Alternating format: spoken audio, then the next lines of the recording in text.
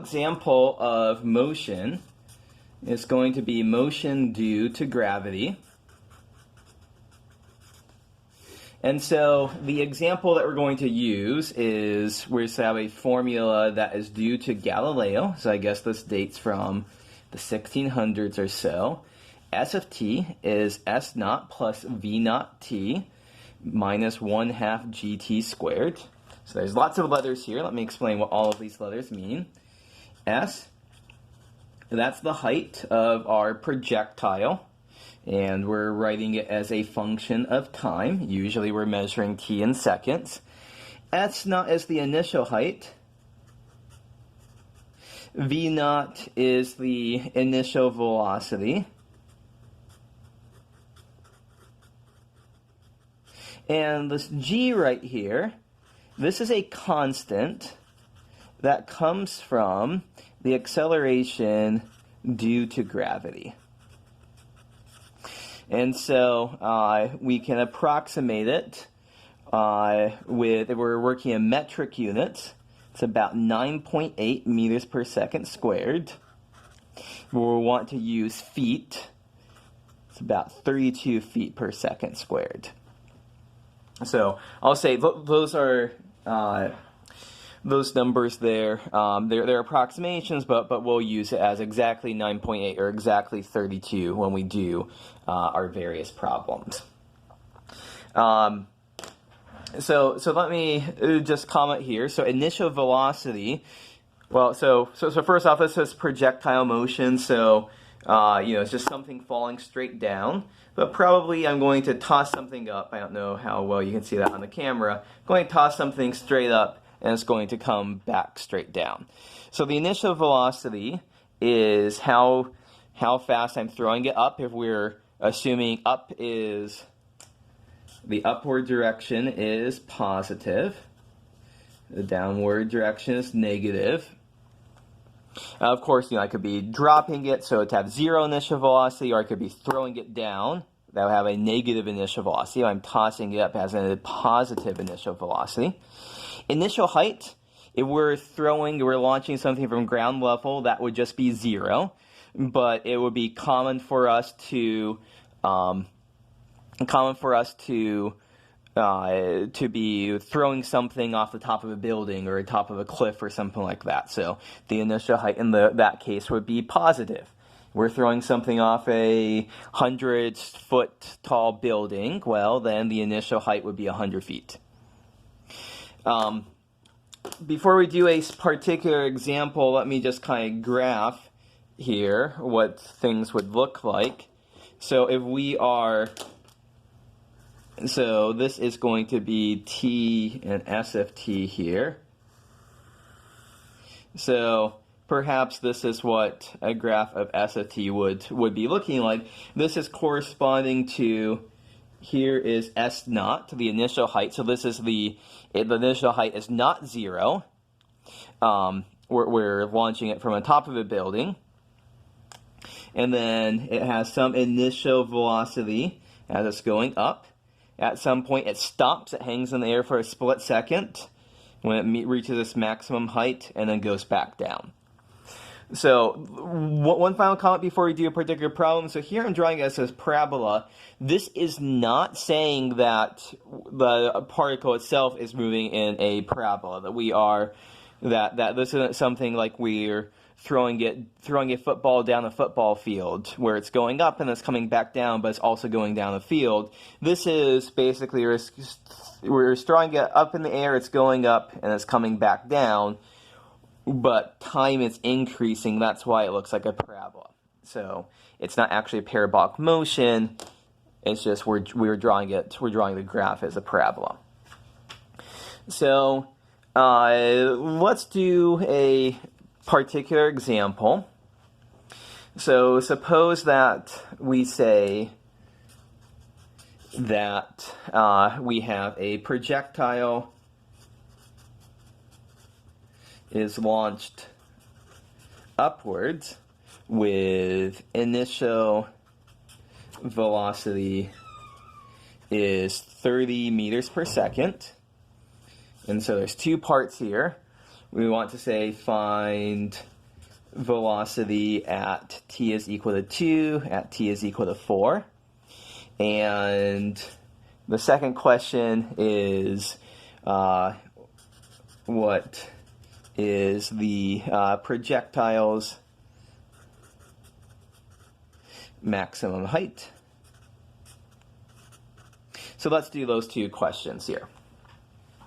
So, okay, first thing is, let's go ahead and fill in our the parts of our formula here. So we have that, let's see here, S of t is, I did not say what's missing here. I forgot to write down the initial height. So as projectiles launch upwards, so let me insert in here from ground level. I forgot to say that. We couldn't have done the problem without that. So from ground level means that the initial height is 0, plus the initial velocity is 30t, minus, we are working here, minus 1/2. We should want the metric units, times 9.8 times t squared. So S of t is 30t minus 4.9 t squared.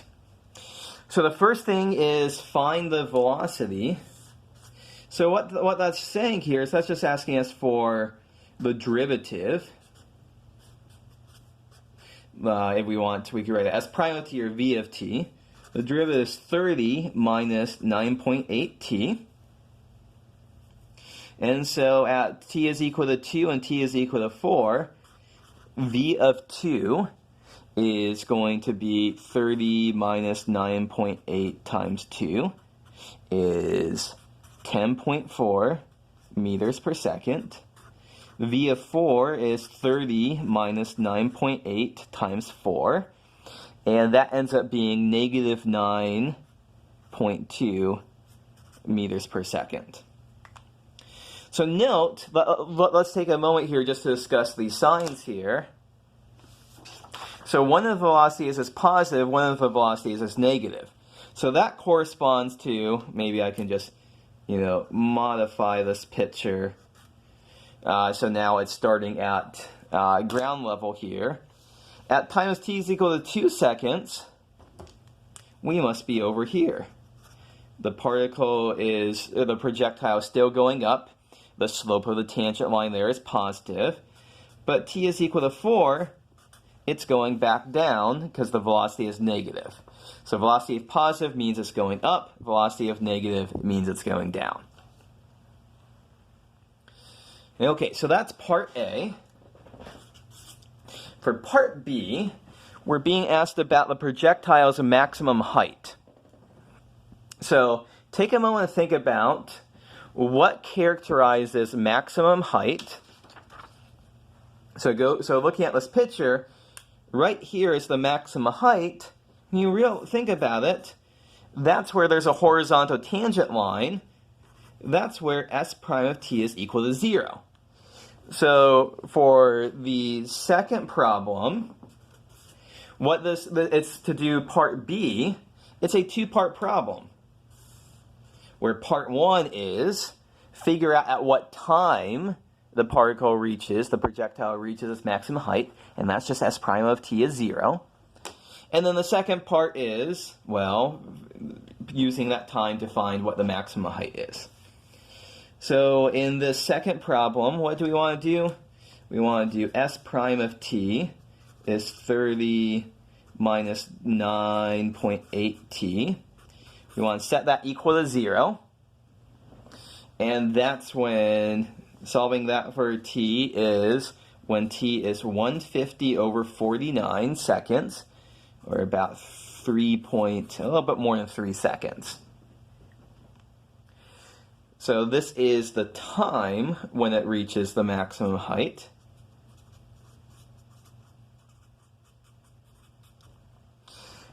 To finish this off then, for the max height, we want s of, so not s prime, but s of 150 over 49. So you plug in 150 over 49 into 30t minus 4.9t squared. It ends up being about 45.92 meters. So that's how we would find the maximum height.